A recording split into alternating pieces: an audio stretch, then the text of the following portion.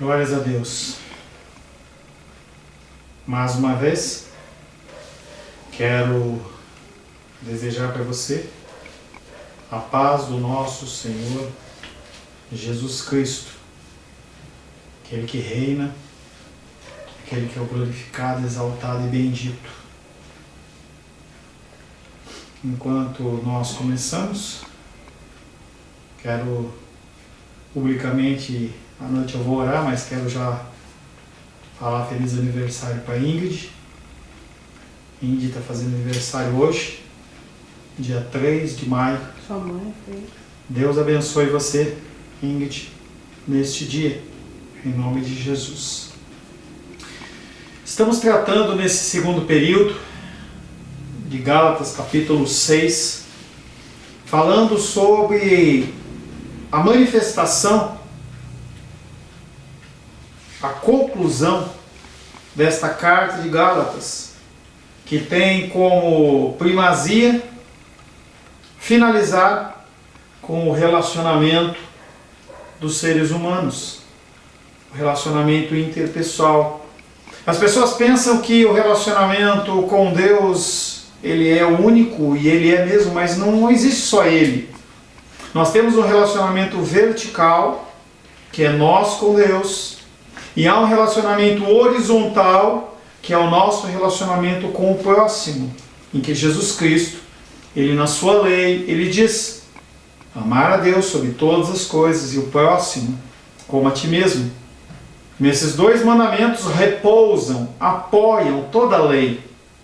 Então, se você se especializar no amor ao próximo, você vai estar cumprindo a lei. Não quer dizer que você não precisa meditar, que você não precisa ler. Porque o que acontece muitas vezes é que as nossas motivações, elas são fora das Escrituras e o Senhor as repudia.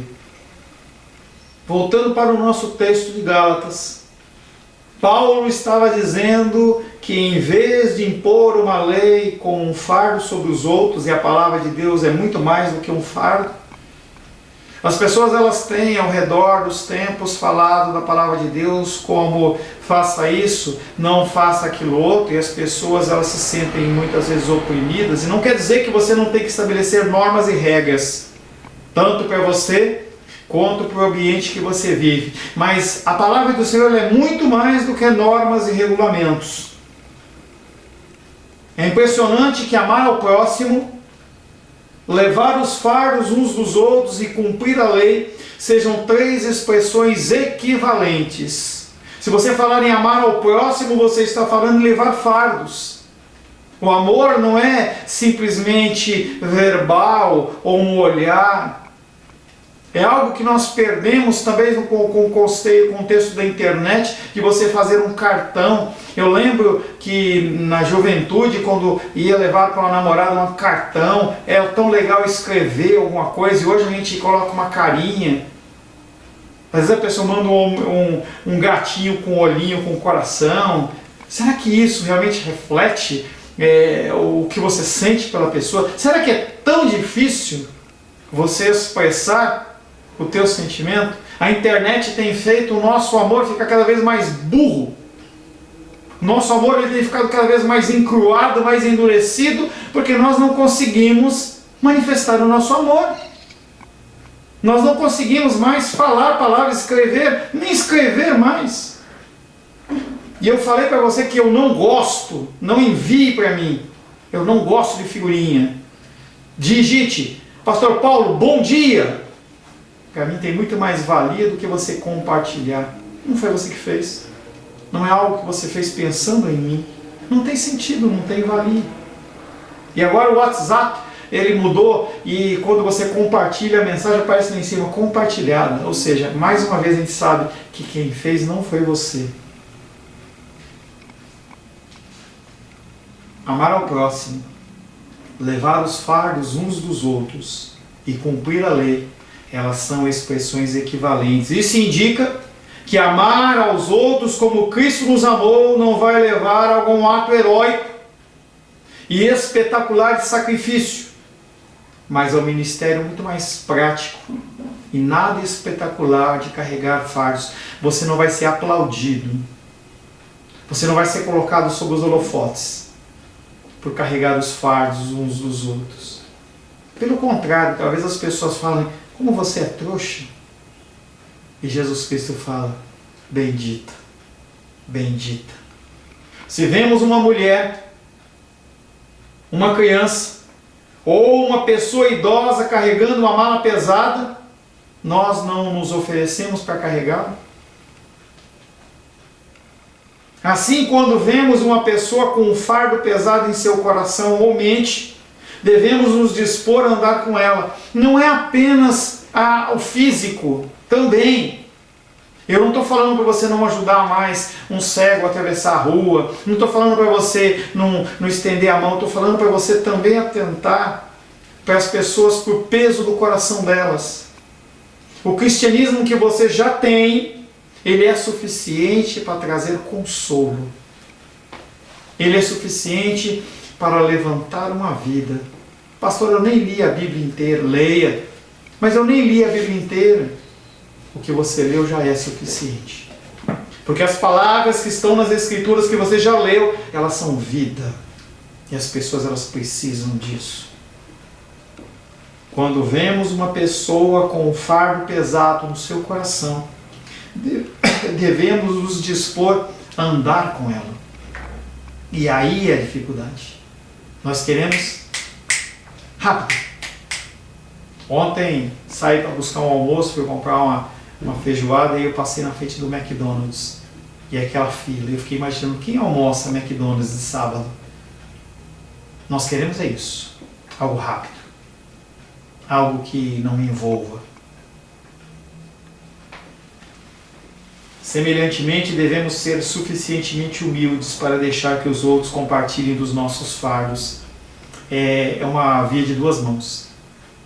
Você ama a Deus sobre todas as coisas. Apresenta os seus fardos a Ele. Pede a sua ajuda, o seu cuidado. Compartilha, ou melhor, abençoa as vidas. Olha para as vidas. Começa a trabalhar a sua visão periférica. O peixe, ele é o bicho que tem a visão melhor. A águia também é um bom sinônimo. O olho não funciona estático, ele movimenta. Nossos olhos espirituais, eles podem conseguir olhar para o lado, para a direita, para a esquerda, para frente também, mas para trás, e olhar e ver essas vidas, e olhar essas pessoas. Nós temos que desenvolver isso na nossa vida, mas também nós temos que aprender a confiar nas pessoas, entregar os nossos fardos. Me ajuda com isso. Eu quero aprender. Eu quero que você me instrua, que você me ajude. Você pode me indicar? Eu já vi, Shirley, seu pedido, eu vou atrás disso. Eu quero que você me ajude nesse aspecto. Eu quero aprender um pouco mais sobre isso. Eu quero aprender um pouco mais sobre aquele assunto. Quem sabe o Senhor, Ele não nos privilegia. Eu lembro que há uns 5 anos atrás, mais ou menos, Gabriel ainda era pequeno, hoje ele tem 18, ele tem 13 anos, 12 anos. Ele falou, Pastor Paulo, eu queria tanto conhecer um pouco mais sobre a teologia do fim dos tempos. Ele não falou isso, né? Mas eu queria falar um pouco mais, conhecer um pouco mais do que vai acontecer. E aí nós desenvolvemos um estudo de 2, 3 ou 4 meses sobre escatologia, que é a doutrina dos fins dos tempos. Ouse! De repente eu estou esperando você, estou aqui em Gálatas, esperando apenas que você fale para mim, pastor, vamos estudar isso? Mas também não fica magoado se eu não for no que você está pedindo. Mas é importante você expressar a sua necessidade, o seu desejo, apresentar o fardo que você está levando. Carregar os fardos dos outros é um grande ministério. Talvez não tão evidente como o pastorado.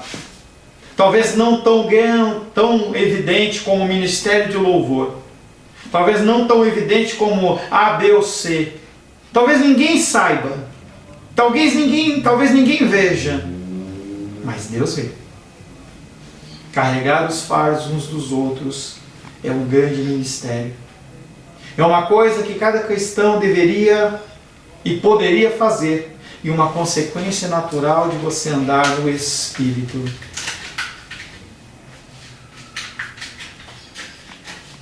Cumprir a lei de Cristo é carregar os fardos. Escreveu lá Martinho Lutero: os cristãos devem ter ombros fortes e ossos potentes, bastante resistentes para poder carregar fardos pesados. Não é academia. Academia, até as escrituras falam que do que adianta, entendeu? Mas é no sentido da cultura grega, que a cultura grega ela trazia primazia por corpos perfeitos, tal, mas faça exercício, tenha o seu tempo de saúde. Mas o apóstolo Paulo não, Martinho Lutero, grande reformador, ele diz que nós devemos ter ombros e ossos fortes. Para quê? Para carregar os fardos dos nossos irmãos. Gálatas capítulo 6, verso 3, abre aí. Gálatas capítulo 6, verso 3.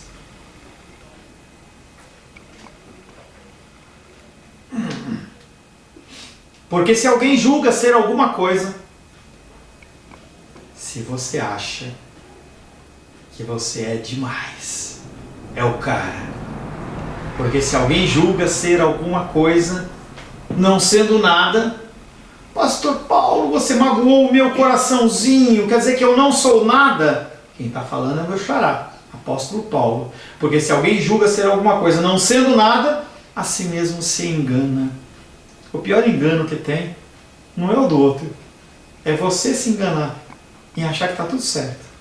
Eu falo bastante para algumas pessoas em relação ao cristianismo, pessoas que tiveram uma vida cristã de passado, se reúnem com os irmãos e não há problema nenhum com isso, mas já não mais frequentam a igreja. Olha, eu amo a Deus, mas eu não tenho tempo para as escrituras. Eu amo a Deus, mas eu não tenho tempo para congregar, mesmo sendo uma ordenança. Eu amo a Deus, e Deus fala: manifesta esse amor. Manifesta. Porque se alguém julga ser alguma coisa não sendo nada, a si mesmo se engana. A implicação parece ser que se não carregarmos os fardos uns dos outros, nós nos acharemos superiores. E isso acontece. As pessoas elas têm dificuldade de se envolver com pessoas de um nível mais baixo, porque vão parecer que ela é inferior. A gente vê bastante isso em filme. Você aqui, você fazendo isso, você limpando, mas você é tão grande. Jesus Cristo fez isso quando lavou os pés e trouxe indignação ao apóstolo Pedro, que falou: de maneira nenhuma você vai lavar os meus pés. Ele se achava superior àquilo. E Jesus Cristo falava: não, você quer ser igual a mim? Faça como eu. Não queremos nos rebaixar. Seria abaixo da nossa dignidade. Novamente parece, como em Gálatas 5:26, que a nossa conduta para com os outros é governada pela opinião que nós temos de nós mesmos. A opinião que você tem de você mesmo mede o seu julgamento em relação às pessoas. Assim como provocamos, nós falamos em Gálatas 5:25 e 26, assim como nós provocamos, assim como nós invejamos os outros por causa do nosso conhecimento, da mesma forma, quando pensamos que somos alguma coisa, nós não queremos carregar o fardo de ninguém. Eu fiz a minha parte, se vira. Faz a sua parte. Eu fiz o que fiz e cheguei até aqui. Cuidado. Essa semana eu estava tratando do discipulado com a Esther e eu falava sobre isso. Cuidado em você achar que as suas realizações elas podem ser fruto do seu trabalho, do seu esforço. Deus pode fazer isso e acabou. Pode fazer isso e acabou. Você acha que Ele não faz? Você acha que para resgatar um filho Ele não faz? Faz sim. Pensar assim, que achar que é alguma coisa, é enganar-se a si mesmo. Como já vimos antes, O convencimento é vanglória, é ter uma falsa opinião acerca de nós mesmos. A verdade é que não somos nada. Nós só somos algo por Cristo. Falava uma vez, alguns anos atrás, com uma irmã, e ela falava assim: Deus criou o ser humano porque ele estava em depressão. Sim, ela falou isso. Deus estava deprimido, ele estava tristinho, não tinha com quem conversar. E aí Deus criou o ser humano. Deus não criou o ser humano porque ele estava tristinho. Ele é pleno e suficiente nele mesmo. Ele não precisa de você. Ele não precisa de mim. Ele pode mudar a situação quando ele quiser. E como um Deus soberano que ele é, ele faz as coisas conforme a sua vontade e conforme o seu querer. Quando entendemos, ou melhor, será um exagero? Será que eu estou exagerando? Falando que você não é nada? Não quando o Espírito Santo abre os olhos para que nós vejamos como somos. Rebeldes para com Deus, que nos fez a sua imagem e semelhança, nada merecendo além da destruição. Olha no espelho. Além da maquiagem, além do cabelo, além da pele, olha para o seu interior. Só você pode fazer isso, você e Deus. Olha para si e vê se você vê algo bom. Mas não compara com outros seres humanos.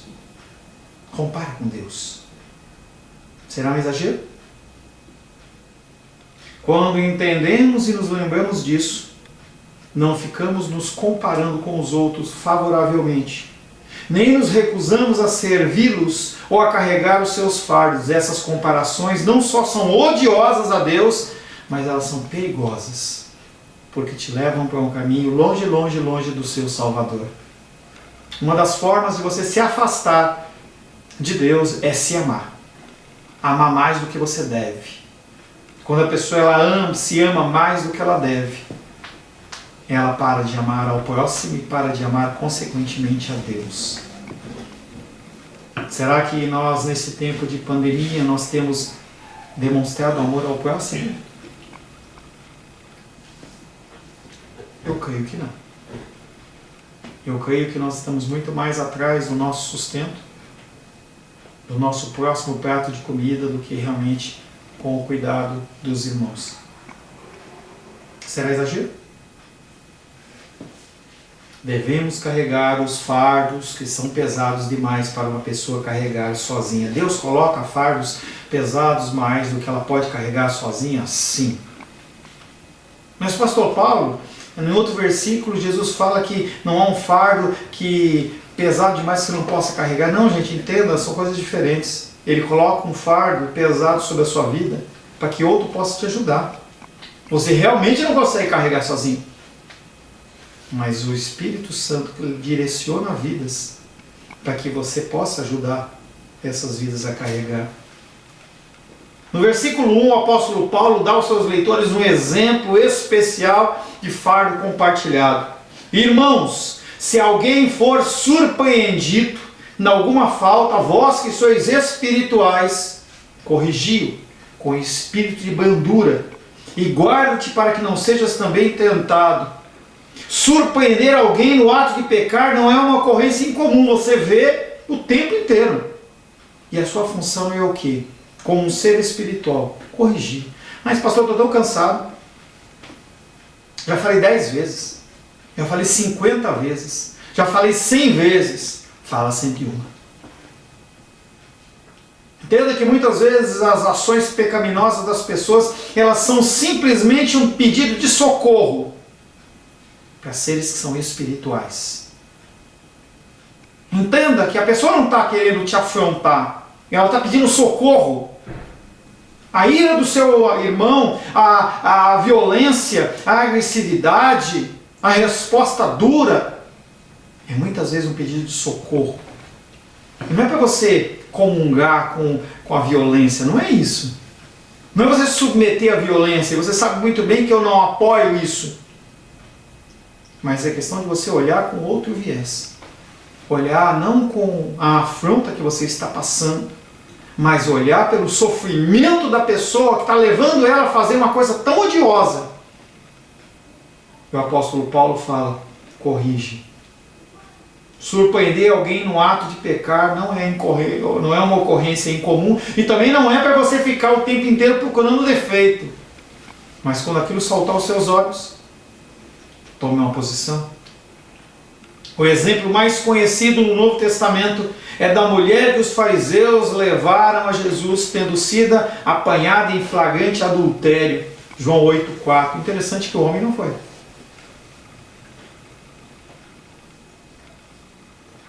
Independente da motivação do que aconteceu, se o cara pulou a janela, se foi a cultura da época, vamos focar na ação de Cristo. A mulher, ela adulterou. Claro que ela adulterou com alguém, ela não adulterou com uma madeira, não adulterou com a parede, com a almofada, ela adulterou com outra pessoa. E aquela outra pessoa também deveria estar ali. Mas no caso daquela mulher, o que aconteceu? Ela foi surpreendida, ela foi apanhada em pecado. E quando apresentada a Jesus, Jesus a perdoa e dá a correção. Não peques mais. Parece que foi um conselho muito simples. Parece que aquelas 1, 2, 3 linhas não poderiam curar aquela mulher. Mas surpreendentemente, aquelas palavras de Jesus curaram aquela mulher. E a palavra diz que ela passou a ser uma seguidora fiel de Jesus, inclusive auxiliando com as suas finanças, sustentando o ministério de Cristo. Mas pastor Paulo, aquele homem era Jesus. E sobre você está o sangue do Cordeiro. Dentro do seu coração habita o Espírito Santo de Deus.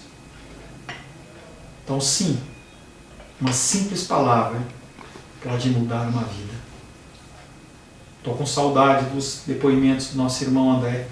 Eu tinha uns encontros com ele, ele testificava dos encontros que ele tinha na rua. É algo que eu não tenho, não é um dom que eu tenho.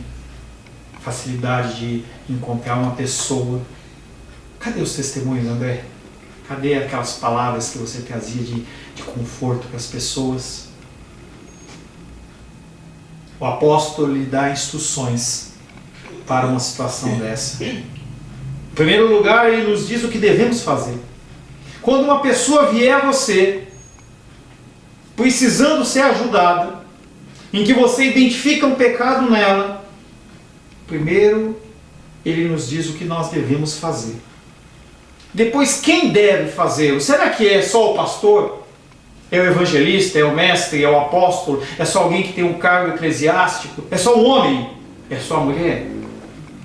Terceiro lugar, como isso deve ser feito? O que nós devemos fazer, quem deve fazê-lo e como isso deve ser feito. Primeiro, o que fazer?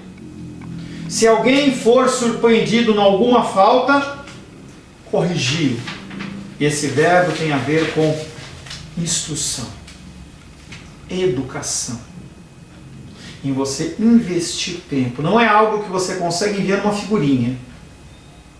Não é algo que você consegue entregando um folheto apenas. Mas é tempo. É você ouvir mais do que falar. Aconselhamento é isso. Você ouve mais. Para você entender que a enfermidade da pessoa, ela não é a dor de cabeça que você cura com o Doril, mas pode ser algo muito mais profundo. Algo que vai sendo desenvolvido com o tempo. Significa pôr em ordem. Aquela bagunça. É como um quebra-cabeça. 1000 peças. Se você já fez um quebra-cabeça, você vai entender essa visão que eu estou te falando. Você abre as peças em cima de um lugar espaçoso e aquilo está tudo embaralhado. Trazer a restauração e pôr em ordem. Cada peça no seu lugar. É restaurar uma condição anterior. Igreja de Apocalipse, uma das igrejas de Apocalipse, o Senhor fala, você precisa retornar ao primeiro amor.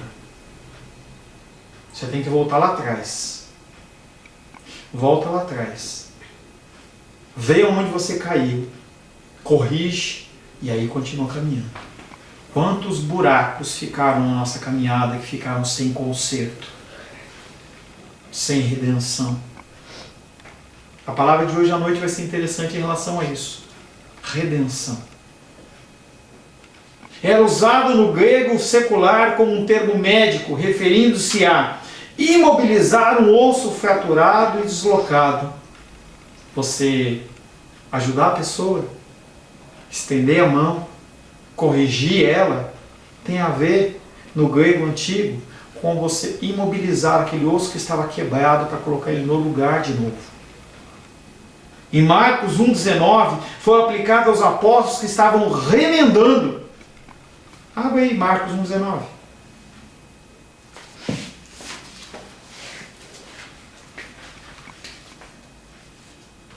Marcos capítulo 1, verso 19. Mateus, Marcos, Lucas, João. Marcos capítulo 1, verso 19. Pouco mais adiante, viu Tiago. Marcos 1, 19. O quê? 2, mano. Você fala 2. Ah, tá. Marcos 1, 19. Pouco mais adiante, viu Tiago, filho de Zebedeu, e João e seu irmão que estavam no barco consertando as redes, remendando as redes. O que aqueles homens estavam fazendo? Eles estavam desembaraçando as redes. Aonde havia buraco, eles estavam consertando para que quando eles pegassem os peixes não fugissem. Estavam transformando aquela rede novamente no estado anterior de ser o quê? Danificada. Observe como a orientação de Paulo é positiva. Se apanharmos alguém fazendo alguma coisa errada, não devemos permanecer inertes, sob o pretexto que não é da nossa conta e não queremos nos envolver. Foi dura essa. Quando a pessoa estiver em pecado, não é simplesmente para você virar o olho para o outro lado, é para você corrigi-la. Quantos amigos você vai perder? Mas quantas vidas você vai ganhar para Cristo? Se apanharmos alguém fazendo uma coisa errada, não devemos permanecer inertes, sob o pretexto que não é da nossa conta e não queremos nos envolver. Nem devemos também desprezá-lo. É uma outra atitude. Você fica inerte, então você despreza e começa a falar mal. Condená-lo em seu coração. E se ele sofrer as consequências, não devemos dizer, bem feito. Colheu o que plantou. Não te disse que isso ia acontecer? Também não devemos fazer fofoca com os nossos amigos. Em especial com os nossos irmãos da igreja. Nós temos falado demais. Nós temos falado mal demais das pessoas. Eu lembro que um pastor conhecido meu, que não era pastor, né, na verdade, pessoa que tem essa atitude que eu vou relatar, não era.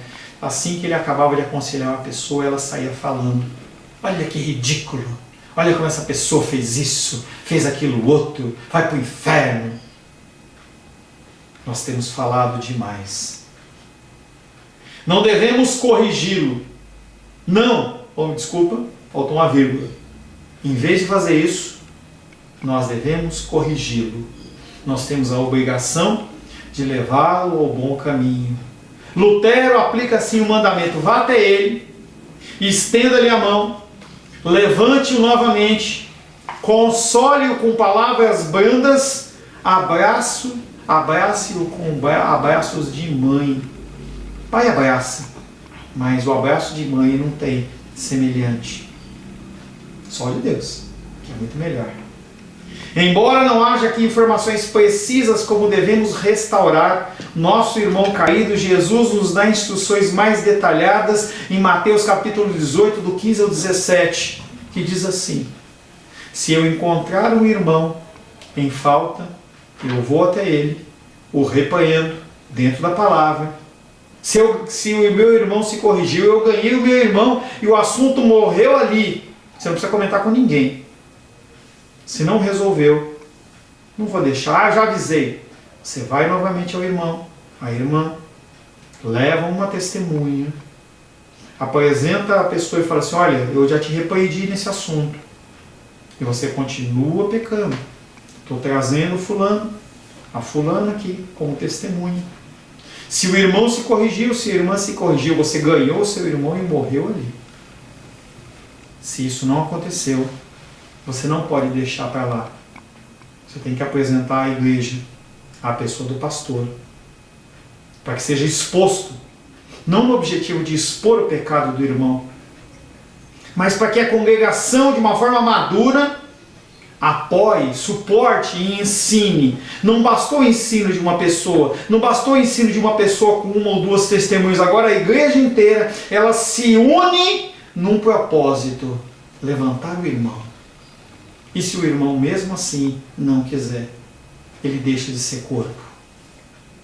É como o apóstolo Paulo, de uma maneira dura e radical, ele fala, eu entrego fulano e beltrano a Satanás, para que, quem sabe, através do ato da aflição que virá sobre a vida dele, a alma dele seja restaurada. Devemos ir até ele, apontar a sua falta, cara a cara, e em particular, primeiramente. Jesus também tornou o nosso objetivo positivo e construtivo. Você não vai com o objetivo de eliminar aquele pecado da igreja, mas no sentido de restaurar aquele irmão, aquela irmã.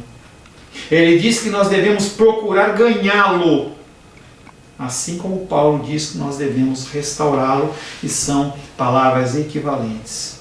Quem que deve fazer isso?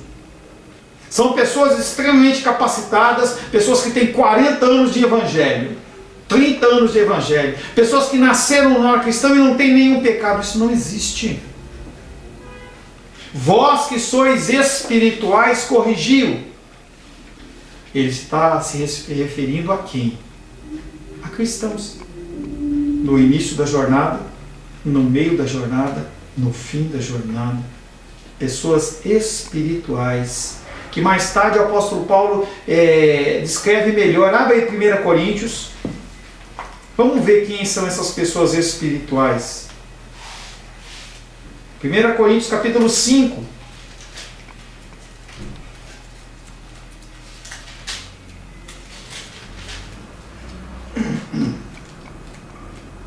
Versos 16 a 25. 1 Coríntios 5. Não é esse. Que pena. O que será que aconteceu? Esse é 2 Coríntios. 5 terminando no verso 12. Eu acho que vou ficar devendo essa passagem. Não. É 2 Coríntios, capítulo 5. Também não é esse. Vou ficar devendo para você. Tá? Na semana que vem eu vou localizar esse versículo que fala dos cristãos amadurecidos. Tá? Me desculpe. Tem algum número diferente aqui. Todos os cristãos são habitados pelo Espírito, mas os cristãos espirituais, além de habitados pelo Espírito, eles também são guiados pelo Espírito. Além de serem habitados pelo Espírito, além de serem guiados pelo Espírito, eles também andam no Espírito. De modo que você olha para a vida e a vida ela está capacitada. É uma pessoa que manifesta o fruto do Espírito, mesmo que em uma medida pequena. Quem deve fazer? Pessoas que andam no Espírito, que são guiadas pelo Espírito e que manifestam o fruto do Espírito. Pastor, eu estou longe disso. Não caia para o lado da busca de que você tem que ser excelente para isso, porque você não vai ser nunca. Se você ficar procurando uma capacitação extrema só quando fizer uma teologia, fizer um curso, você não vai fazer nunca. Deus, Ele capacita aqueles que se predispõem a fazer.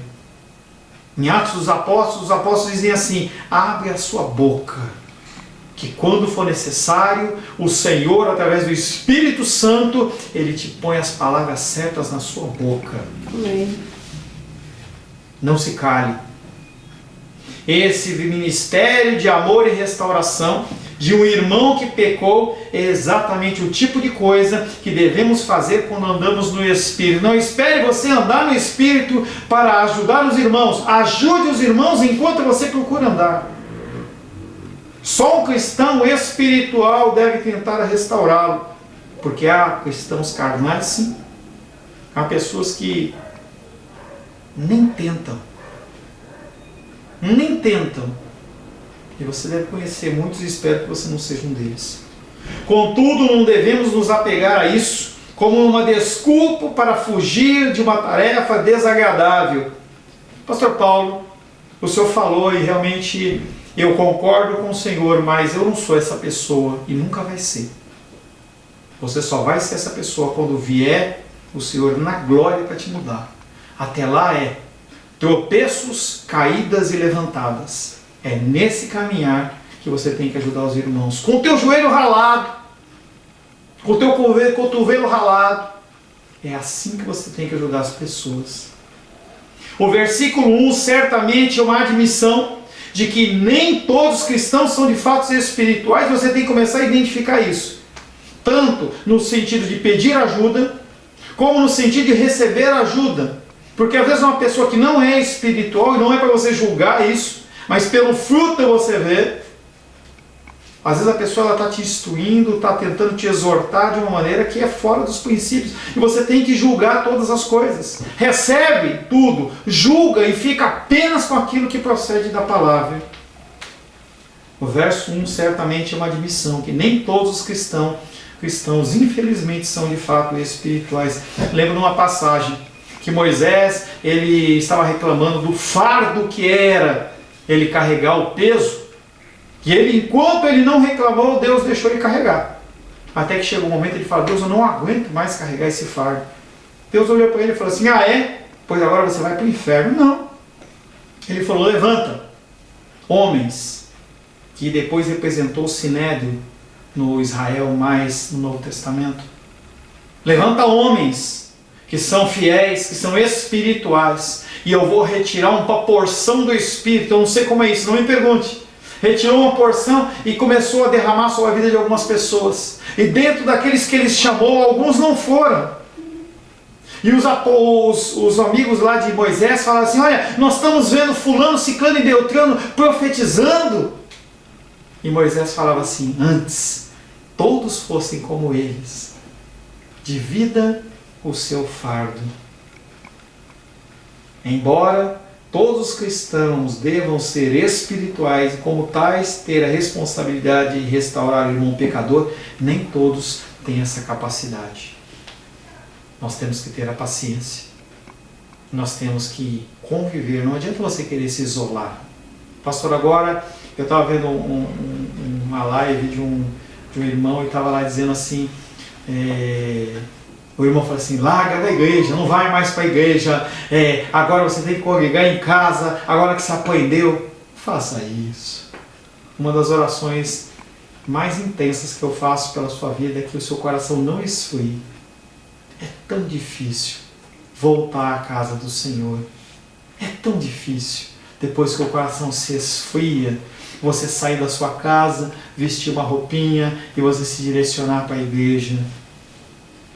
Internet tem sido uma bênção nas nossas vidas, mas a igreja ela não se limita a isso, é apenas um tempo. Para alguns há mais dificuldade, para outros menos dificuldade, mas você que tem a possibilidade, se reúna na igreja. Semana que vem, se Deus assim o permitir, nós vamos completar esta tríade de o que fazer. Quem deve fazer? Na semana que vem nós vamos falar sobre como se deve fazer isso. Tem uma forma? Tem um meio? Claro que tem. Quem definiu isso? O pastor Paulo e os estatutos da Igreja Cristã Semente de Vida? Não. As Escrituras. Elas são a nossa norma e regra de fé e prática. Senhor, em nome de Jesus, louvamos ao Senhor pelo tempo em que estivemos meditando a respeito da sua santa e bendita palavra. Agradecemos, Pai querido, porque o Senhor tem nos sustentado. O Senhor tem permitido, Pai querido, que nós pudéssemos continuar aprendendo através dos ensinamentos do Senhor. Que o Senhor possa transformar as nossas vidas. Que nós possamos, Pai, ser abençoados para a glória, honra e louvor do Teu nome. Em nome de Jesus. Amém.